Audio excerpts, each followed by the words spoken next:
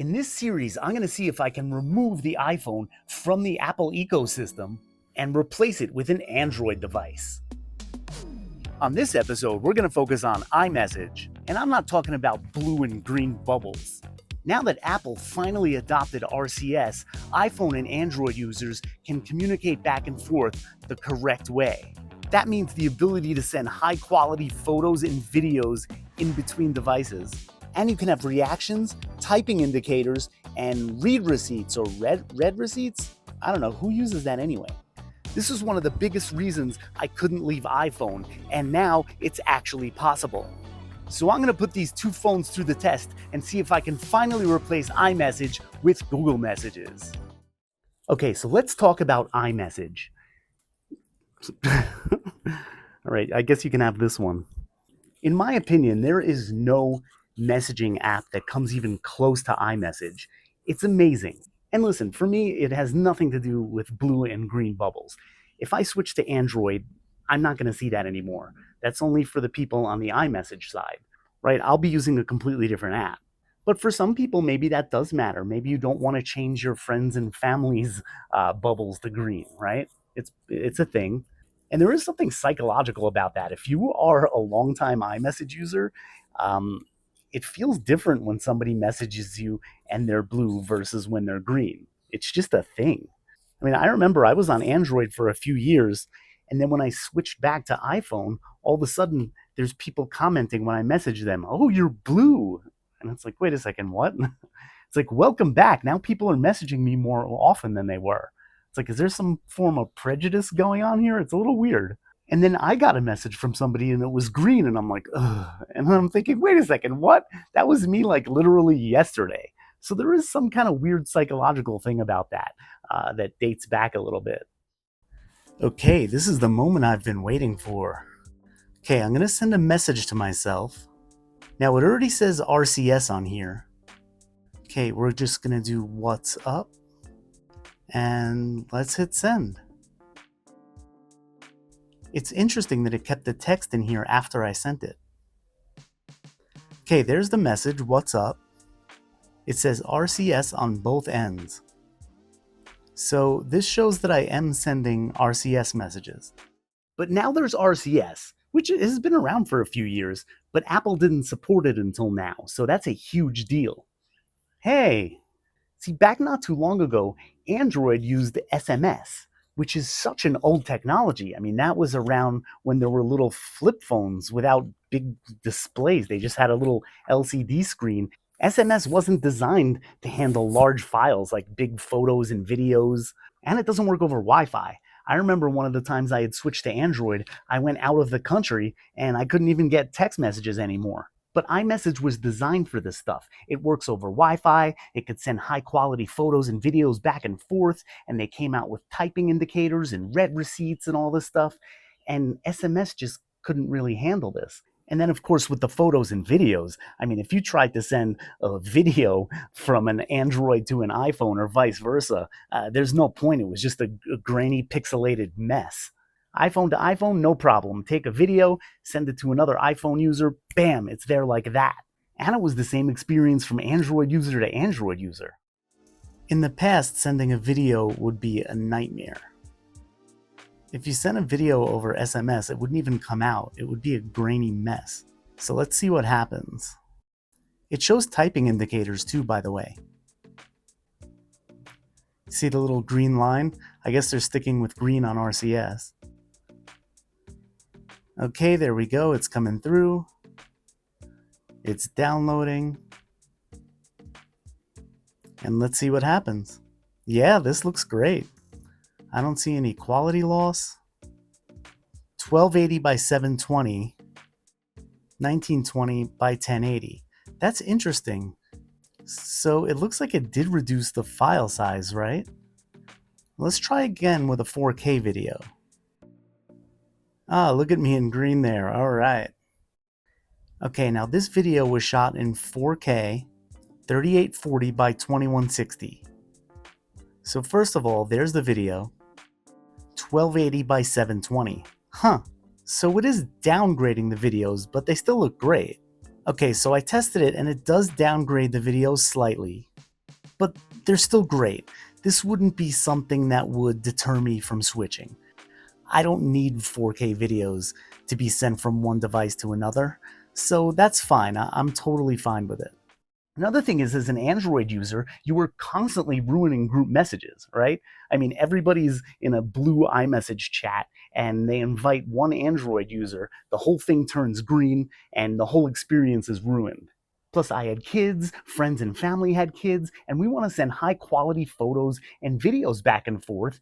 And you just couldn't do it over an SMS chat, even if there was just one SMS user in the entire chat.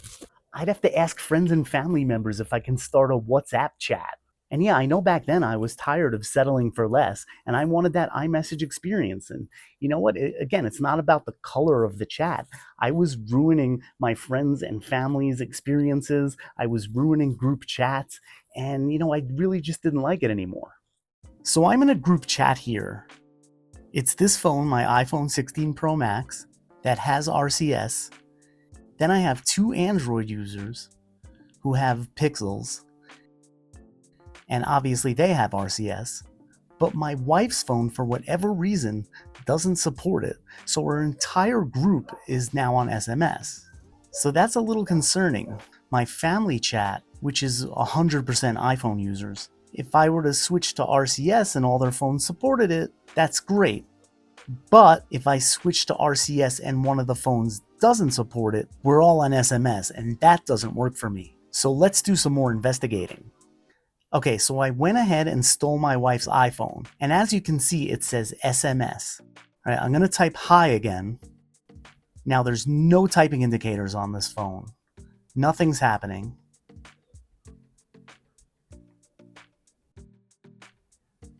Let's see if I like it. Oh, well, it does come across on there. I love these animations. Let's type hey. Again, no typing indicators. Now, let's do love. Oh, and it got a little heart on it. All right, so that's not the end of the world. Okay, let's try sending a video. Okay, so I sent the video and I didn't see anything come up just yet. This video is 78 megabytes. 1920 by 1080. It did come through on the other side. Oh yeah, look at that. The quality is severely downgraded there. That's going to be a problem. I'd either have to get my wife a new phone or give her my iPhone 16 Pro Max right here. But yeah, this is 460 by 260. Yeah, that is tiny. That would look horrible on any type of big screen or wow. This is a big deal. Okay, so I have an update and it's good news. I did not realize that my wife's phone had not been updated to the latest version of iOS. See, RCS was not supported prior to iOS 18.4. She happened to be on iOS 18.3. So after updating her phone, now she's on RCS. I checked my family's group chat, our friends' group chats, and it's all good. There's reactions, which is huge. I mean, think about that. Reactions change the way we message each other. A lot of times there's that point in the conversation where you're like, I'm a little too busy to keep responding, or I just don't really have much to say, but somebody sent you a message, and instead of having to type something back, you can just like it, or heart it, or laugh at it. And that kind of just lets you move on without having to continue the conversation, but to also respect the last message that was sent to you. Ow, dude, that's my finger. Eat the apple, not my finger. Let's also test out reactions. Okay, let's try another message. Okay, this time it didn't keep it in there. Okay, hey. Let's do haha. Ooh, look at that. What's that animation? That's pretty funny, all right. Actually, one-upping iPhone on animations for haha. That was... Now look at this. You see the typing indicators there? That's great. And let's do something. Let's love it. Oh wow, they're really into the animations. iPhone does have some animations. All right, so this is working. I like that. Reactions work. There's typing indicators. Does that work on this side too? Yes, it does. Okay, so far this is impressing me. I really like this. Now, we are talking about the ecosystem, though, and that is the one thing that I don't know if Google's really going to be able to compete with. I have pretty much the exact same iMessage app on my iPhone and my Mac and my iPad. They're exactly the same. I could jump seamlessly from one to another. I work a lot on my Mac, and it's great to have a fully functioning iMessage app right on my Mac. Plus, if I get a message, I can see the badge right there that I received the message. It's really useful to me. And of course, I could use iMessage on my Apple Watch and when connected to CarPlay. And it's amazing. And you can use it with Siri. It's just such a beautiful, seamless experience. Now, I could use Google Messages on my Mac. I just have to log in through my browser, and it's not quite the same experience. Oh. But it's been a while, so I'm going to have to test that out too and see if it's sufficient. But I guess we'll have to see. Okay, so I have to pair my phone. And there I am. Okay, so let's just send a message. There we go. You can see I got the message on my iMessage right here. Hey, what's up? See if I can react on here. I don't get the little animation like I got on the phone. It's interesting. Not much. Let's do a little... Oh, angry face. The same. I like that. Now let's see. What if I want to send a picture? Let's drop that in here. That was easy. Send. And received. See, I love how iMessage has the little download indicator. And that just added the photo to my Photos app. Now, I'm just going to send the same photo back. There we go.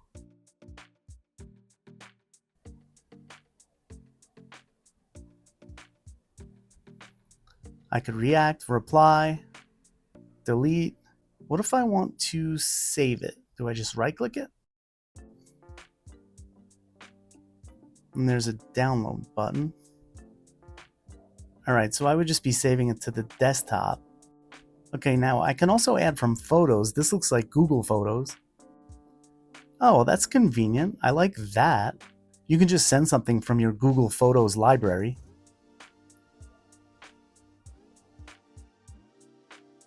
All right, pretty cool. Oh, well, that's interesting.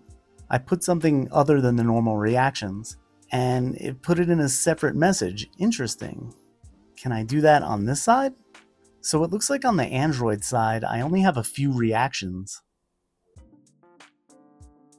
As we're on the iMessage side, I could pretty much add whatever I want. Actually, some of these are custom Genmojis I created. Oh wow, it just sent this custom Genmoji of me skiing. I don't know what's wrong with my eye there. Apple has its issues as well. Okay, so I'm done testing iMessage with Google Messages, and here are the results. Once I switch to Android, the experience should be good enough that this in and of itself will not prevent me from switching from iPhone to Android. I do like iMessage better. It's a better app. It's much more mature and streamlined and seamless and packed with endless features. iMessage is simply better than Google Messages. But again, after I switch, I'll still be able to send photos, videos, reactions. It'll work over Wi-Fi. It's really all I need. So as of this first round of tests, I can still switch to Android. On the next episode, we're going to focus on the one thing that may be the biggest obstacle out of everything, and this is the Mac. If you're a Mac user, switching to Android is so ridiculously inconvenient. Now, like I said, the Mac and the iPhone have a symbiotic relationship. Everything works so beautifully with one another. Everything syncs perfectly. It's such a seamless experience. And when I rip the iPhone out of the Apple ecosystem, the Mac is going to be the one thing that I'm most concerned about. So make sure to subscribe to my channel if you want to follow along, and thank you so much for watching.